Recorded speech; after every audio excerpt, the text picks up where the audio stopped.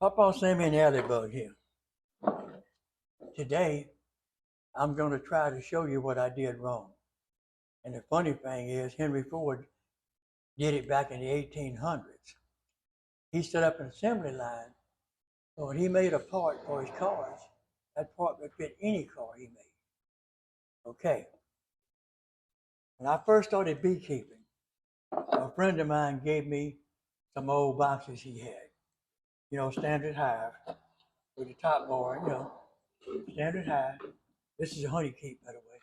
So what I did, I started off with that. Now, as I tried to started to improving, expanding, I would throw together some boxes. Okay?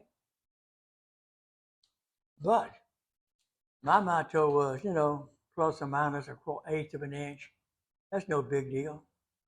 People, you get a plus an eighth here and a plus of an eighth over here, and you missing it by a quarter inch.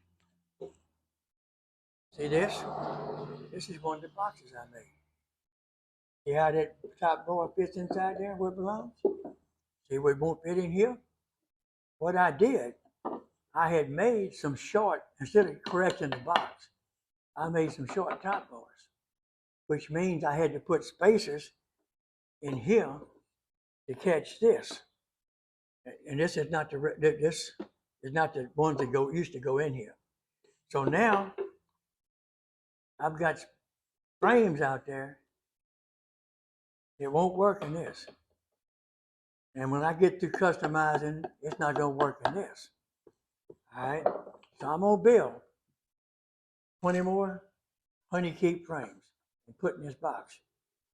But from this day on, I promise you, I will make my measurements as exact as I possibly can, because it's not worth the headache. You're out there with your beehives opened up, and you swapping things around and cleaning up, and all of a sudden, oh Lord, it don't fit. You're standing there with a frame in your hand loaded with honey or bees. What you gonna do with it? Put it back where it came from? So when you make your frames, I reckon any kind of cabinet work, make sure you try to get it as close as possible, because even then you're gonna mess up. But like I said, like and subscribe. Pawpaw, Sammy.